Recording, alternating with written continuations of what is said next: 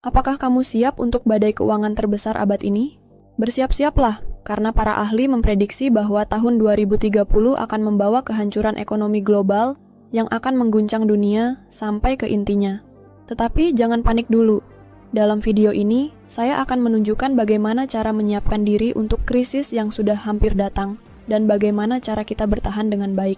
Jadi, ambil pulpen dan kertas, duduklah santai, dan bersiaplah untuk belajar mengapa tahun 2030 akan menjadi tahun kehancuran ekonomi global dan bagaimana cara menghadapi badai tersebut. Ini mungkin terdengar mengerikan, tetapi resesi yang merupakan krisis ekonomi tidak bisa dihindari dan bahkan diperlukan. Pertanyaannya adalah, mengapa? Ya, video ini sepenuhnya membahas hal itu. Hari ini, kita akan melihat mengapa tahun 2030 akan menjadi tahun kehancuran ekonomi global. Mengapa hal itu harus terjadi? Kita juga akan mengeksplorasi apa yang membawa kita sampai ke titik ini, dan yang paling penting, apa yang bisa kita lakukan secara individu untuk melindungi dan menyiapkan diri menghadapi krisis sebesar ini. Mari kita mulai dengan membahas bagaimana semua ini bermula. Krisis tahun 2008 menyebabkan kerusakan yang signifikan di seluruh dunia, terutama di Amerika Serikat dan Eropa. Untuk pulih dari krisis itu, bank-bank sentral menurunkan suku bunga mendekati 0, bahkan di bawah 0. Hal ini berarti bahwa peminjam dapat memperoleh akses ke pinjaman dengan biaya yang sangat rendah atau bahkan tanpa biaya sama sekali. Bank-bank sentral percaya bahwa dengan memberikan dana dengan bunga hampir 0 kepada bisnis dan individu, mereka akan mampu menghasilkan lebih banyak investasi dan konsumsi, sehingga dapat memulai pemulihan ekonomi. Untuk mencapai hal itu, bank-bank mencetak uang dan mendistribusikannya kepada warga serta perusahaan. Tujuan dari hal ini adalah untuk mendorong pengeluaran yang nantinya bisa menghidupkan kembali ekonomi. Industri-industri seperti konstruksi, pariwisata, dan perusahaan teknologi besar mendapat manfaat dari kebijakan ini. Sebenarnya konsumen, maksud saya orang-orang seperti kamu dan saya, akhirnya punya uang lagi untuk dibelanjakan. Bukankah itu luar biasa? Perusahaan-perusahaan juga bisa berinvestasi dalam mesin baru, membangun pabrik baru, menghabiskan lebih banyak uang untuk pemasaran, dan merekrut lebih banyak karyawan. Lonjakan uang ini menyebabkan harga saham banyak perusahaan meroket, dan tiba-tiba semua orang ingin berinvestasi di perusahaan teknologi besar seperti Google, Facebook, atau Apple. Sementara itu, ada juga investor lain yang memiliki keinginan untuk mengambil risiko dengan memilih model bisnis seperti Tesla, yang pada tahun 2018 masih belum menghasilkan keuntungan. Yang lain langsung berspekulasi pada aset atau bisnis tanpa dukungan, seperti banyak cryptocurrency. Bank-bank sentral mulai menyadari situasinya. Ekonomi dunia mulai lepas kendali akibat pencetakan uang yang berlebihan, dan harga-harga mulai naik dengan sangat cepat. Sesuatu harus dilakukan untuk menghentikan ekonomi dari kepanasan. Menurut kamu, kira-kira apa yang dilakukan bank-bank untuk mengatasi situasi tersebut? Dengan Federal Reserve Amerika Serikat dan Bank Sentral Eropa yang memimpin, bank-bank mulai menaikkan suku bunga agar keadaan tidak semakin lepas kendali. Menaikkan suku bunga merupakan pilihan yang bijak ketika ekonomi sedang kepanasan, karena orang atau perusahaan harus membayar bunga yang lebih tinggi untuk pinjaman atau KPR mereka. Strategi ini merupakan strategi yang sempurna untuk bank-bank. Mengapa? Karena sangat mungkin bahwa seseorang akan berpikir 2 kali sebelum mengajukan pinjaman. Dan jika orang tidak mengajukan pinjaman, ekonomi akan melambat, karena akan ada lebih sedikit investasi dalam pabrik, rumah, atau mobil baru. Seiring dengan bertambahnya jenis pekerjaan yang tersedia, ekonomi tampak berjalan dengan baik tanpa menjadi terlalu panas. Namun, pada bulan Maret 2020, semuanya hampir lepas kendali. Beberapa hari sebelum pandemi yang melanda planet ini dan hampir melumpuhkan ekonomi seluruh dunia, disitulah masalah mulai muncul. Tiba-tiba, hanya perusahaan yang menyediakan layanan penting untuk kelangsungan negara yang diizinkan beroperasi. Pariwisata terhenti, industri perhotelan ditutup, dan jutaan bisnis mengalami dampak yang berat dengan berbagai cara. Melihat situasi tersebut, pemerintah dan bank sentral harus bertindak, kalau tidak, bencana kemanusiaan akan terjadi. Kali ini, misi mereka adalah untuk menjaga ekonomi dunia tetap bertahan, meskipun secara buatan, sampai situasinya teratasi. Kamu mungkin bertanya-tanya, bagaimana mereka melakukan ini? Sangat mudah, dengan kembali membanjiri ekonomi dengan uang, seperti yang terjadi pada tahun 2008. Pemerintah merespons krisis dengan mengumumkan program belanja publik besar-besaran. Misalnya, Uni Eropa mengumumkan dana Next Generation, sebuah investasi sebesar 750 miliar euro untuk mengatasi dampak pandemi, dan Amerika Serikat juga meluncurkan rencana infrastruktur senilai 560 miliar dolar. Namun, tentu saja, uang itu harus diambil dari suatu sumber dan dikelola dengan sangat hati-hati. Selanjutnya, ekonomi membutuhkan orang untuk terus mengkonsumsi dan perusahaan untuk terus berinvestasi. Meskipun kenyataannya banyak orang berada di rumah dan banyak sektor ekonomi terhenti. Orang-orang tetap bisa mengkonsumsi, dan perusahaan tetap berinvestasi, yang hanya bisa dicapai dengan mencetak uang dengan suku bunga yang sangat rendah. Bahkan sedemikian rendah, sehingga bisa saja menjadi negatif. Awalnya, strategi ini bekerja dengan baik untuk bank sentral maupun pemerintah. Ekonomi yang parah terkena dampak pandemi, berhasil pulih dalam waktu yang sangat cepat, dan pasar juga pulih dengan cepat. Pasar menunjukkan pemulihan yang luar biasa dalam waktu singkat sejak pandemi dimulai. Berkat paket stimulus ekonomi besar-besaran yang disuntikan ke dalam ekonomi yang sudah kepanasan.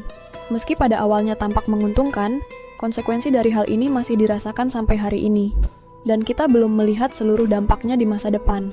Oleh karena itu, para ahli memprediksi bahwa tahun 2030 akan membawa kehancuran ekonomi global yang akan membuat situasinya jauh lebih parah, karena pencetakan dolar dan euro secara berlebihan selama pandemi COVID meninggalkan kita dengan efek samping berupa inflasi.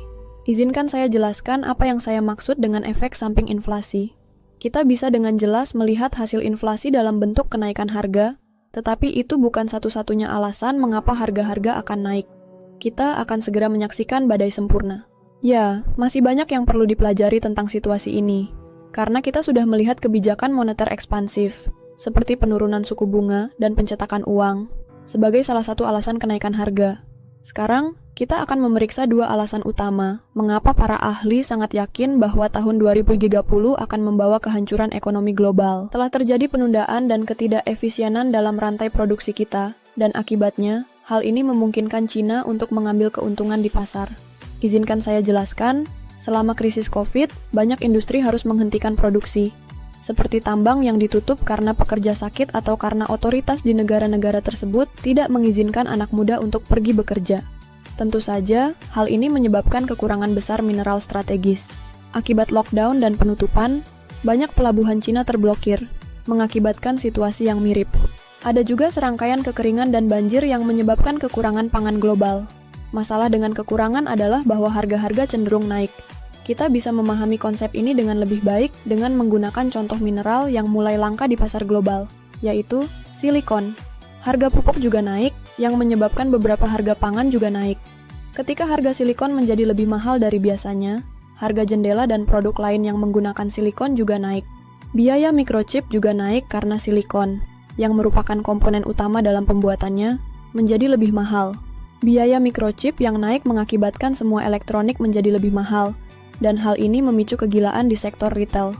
Tampaknya, inflasi yang disebabkan oleh kenaikan harga itu tidak bisa dihindari dan tidak akan membaik dalam waktu dekat. Sekarang, alasan ketiga yang harus kita pertimbangkan, mengapa tahun 2030 akan menjadi tahun krisis ekonomi global dan mengapa harga-harga naik adalah konflik antara Ukraina dan Rusia. Setelah invasi Rusia ke Ukraina, negara-negara barat memberlakukan berbagai sanksi terhadap Rusia untuk membuat mereka gentar. Akibat sanksi tersebut, Rusia menghadapi kesulitan serius dalam mengekspor minyak dan gas alam. Masalahnya sekarang adalah bahwa negara-negara barat adalah salah satu pelanggan terbesar Rusia untuk pembelian minyak dan gas alam. Dan dalam semalam, minyak dan gas menjadi langka di pasar internasional. Oleh karena itu, harga energi naik dengan cepat, yang menyebabkan inflasi semakin meningkat, karena semua transportasi menjadi lebih mahal.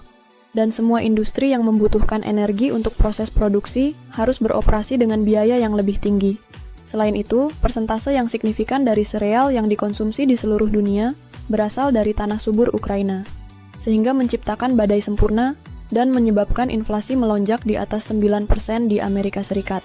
Pada awal musim panas tahun 2022, inflasi telah mencapai puncak yang luar biasa dengan lebih dari 10% di zona euro. Atau dengan kata lain, inflasi belum pernah setinggi itu dalam 40 tahun. Pemerintah dan bank sentral harus melakukan sesuatu, karena konflik antara Rusia dan Ukraina tidak akan segera berakhir. Negara-negara pengimpor energi, seperti Uni Eropa, mulai mencari alternatif untuk gas dan minyak Rusia. Mereka berusaha mengurangi konsumsi energi dengan meningkatkan penggunaan energi terbarukan dan bahkan menghentikan impor minyak Rusia. Bahkan, musim dingin tahun 2022 di Eropa mencatat suhu yang tidak biasa tinggi, yang ternyata tidak buruk dan justru memperbaiki data inflasi terkait energi. Selain itu, baik Uni Eropa maupun Amerika Serikat telah memulai rencana untuk memastikan pasokan beberapa komponen strategis. Namun, hal ini masih belum cukup. Dan masalah terbesar yang menyebabkan sebagian besar inflasi adalah suntikan uang besar-besaran akibat pandemi COVID yang merupakan satu-satunya pilihan bagi bank sentral. Mereka telah membuat suku bunga yang sangat agresif dalam sejarah modern. Jadi, jika kamu akan membeli apartemen di Spanyol, kamu harus mempertimbangkan hal ini. Pada awal tahun 2030, bunga KPR naik 3 kali lipat dibandingkan awal tahun 2022, dan di Amerika Serikat, kenaikannya bahkan lebih besar karena suku bunga resmi naik dari 0% ke 4,5% dalam beberapa bulan. Dan sekarang, kamu pasti bertanya-tanya apakah formula ajaib menaikkan suku bunga ini berhasil dengan baik? Ya, dan tidak. Memang benar bahwa pertumbuhan ekonomi yang diperkirakan sedikit menurun, dan bahkan perusahaan-perusahaan besar seperti Alphabet, Google, dan Amazon harus melakukan pemutusan hubungan kerja secara besar-besaran untuk pertama kalinya. Memang benar bahwa inflasi telah mencapai puncaknya dan perlahan menurun, tetapi masih berada pada level yang sangat tinggi. Selama beberapa bulan terakhir, mereka yang kehilangan pekerjaan akibat pandemi berhasil mendapatkan pekerjaan lagi, sehingga mengakibatkan penurunan drastis tingkat pengangguran. Salah satu yang terendah yang tercatat di milenium ini. Ini berarti bahwa orang-orang masih memiliki uang untuk dibelanjakan. Resesi belum datang. Jadi ekonomi harus diperlambat lebih jauh untuk mengurangi inflasi. Untuk melakukan ini, kita telah melihat ekonomi melambat dengan menaikkan suku bunga. Akibatnya, ada sebuah paradoks menarik untuk mencegah inflasi agar tidak lepas kendali, yaitu ekonomi perlu melambat sedikit. Masalahnya adalah, semakin lambat mereka melambatkan ekonomi, semakin besar dampaknya. Semakin lama mereka melakukannya, semakin tinggi risiko terjadinya krisis besar. Akibatnya, angka pengangguran yang positif saat ini bukanlah kabar baik karena memaksa bank sentral untuk mengambil pendekatan yang lebih ketat, sehingga meningkatkan kemungkinan terjadinya penurunan ekonomi. Bank-bank sentral bertanggung jawab untuk memastikan bahwa ekonomi tetap seimbang dengan menyesuaikan suku bunga. Saat ini, negara-negara maju membutuhkan resesi singkat untuk memperlambat inflasi dan membuat pertumbuhan ekonomi bangkit kembali dengan kecepatan yang lebih tinggi. Hari ini, tidak ada keraguan bahwa tahun 2030 akan menjadi tahun kehancuran ekonomi global. Kehancuran ekonomi pasti akan terjadi di tahun 2030. Jadi, bagaimana dan apa yang bisa kamu lakukan untuk mempersiapkan diri menghadapi hal itu? Hal pertama adalah mengontrol pengeluaran dan menghindari pemborosan, karena keinginan sesaat dan penipuan. Suku bunga juga harus diperhatikan, karena saat ini suku bunga sangat tinggi, dan diperkirakan akan tetap tinggi sampai awal tahun 2024, jadi bukan waktu yang tepat untuk mengambil KPR. Namun, hal baik dari resesi adalah bahwa resesi menyediakan peluang investasi jangka panjang yang sangat bagus. Ingatlah bahwa semua konten ini bersifat pembelajaran. Apa yang saya sampaikan hanyalah contoh, dan dalam keadaan apapun tidak boleh dianggap sebagai rekomendasi investasi.